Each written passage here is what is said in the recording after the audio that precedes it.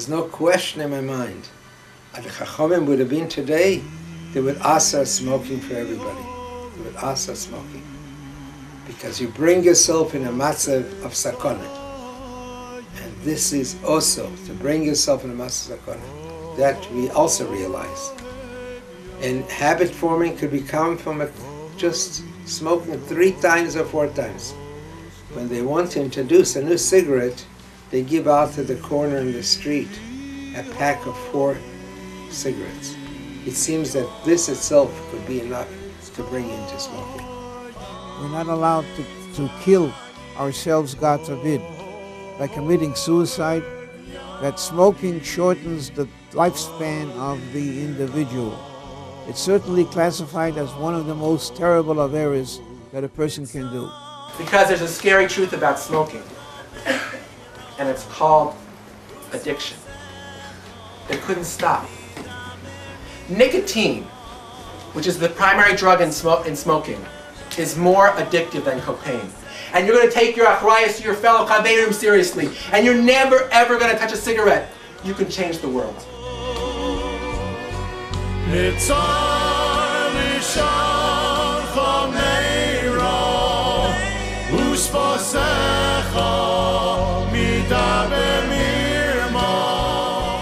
I would like to tell you a story that I lived through.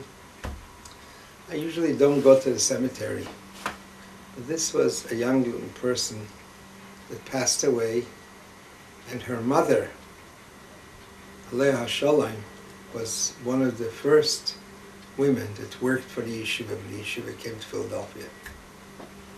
When I came to the unveiling of this lady, I saw the husband, who is a salesman by trade, and his 2 sons, and I noticed that he was like an aside. He wasn't speaking to people. Usually he's a person who's a salesman has to be more talkative.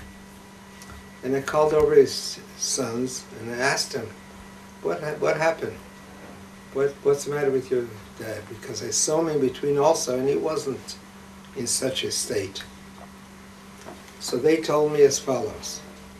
Last September, my mother started to cough. And my father, he said, took her to the doctor. Before they left the doctor asked if she smokes. And she should go for a scanning. They understood what it meant. They understood it has to do with her smoking. He asked her who brought her into smoking. She said, when I was 15 years old, my 2 sisters, who were there at the funeral, they introduced her to smoking. Since then, they said, the father does not speak to them anymore. In other words, he feels it's their fault because they're the ones that brought her into smoking. It's remarkable, and we have to realize that perhaps she could have picked up the habit of smoking in the street. She went to a high school, and it's usually youngsters try to smoke, but he felt that they're the ones to introduce her to smoke. We don't know what we can do. Smoking itself, we have to realize, today it's also min haTorah. Because you know that it's known already now, the sakonas of it. And there's no question in my mind. If the Chachamim would have been today, they would asar smoking for everybody.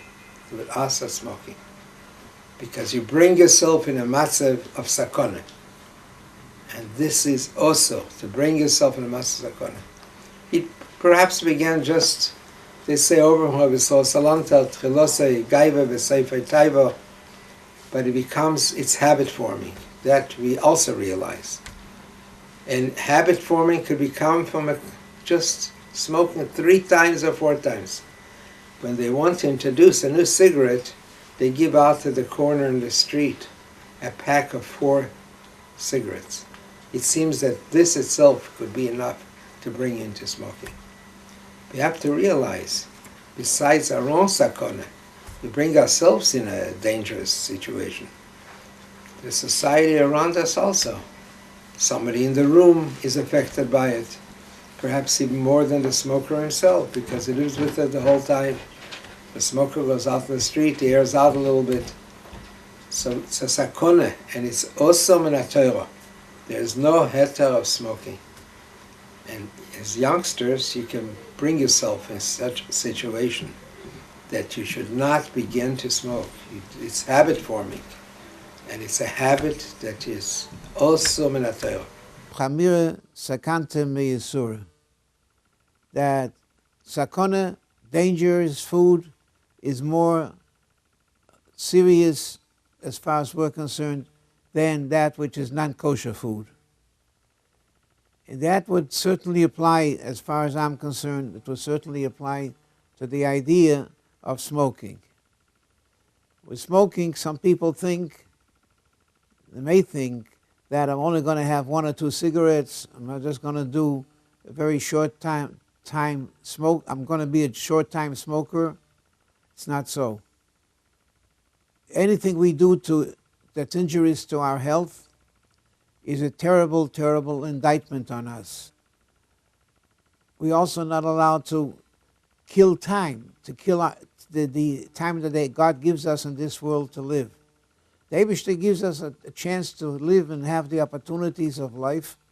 And this is what He wants us to do, to benefit from life and not to do away with life, Cholila. Now, there's 2 types of suicide. There's the suicide of the person that Cholila does the job on himself, and there is the suicide which is on time, that the person does it to shorten the time of the life of the individual in this world. And we know from what the doctors are telling us all the way through, every doctor that you go, any good doctor you're going to talk to will tell you that smoking shortens the lifespan of the individual.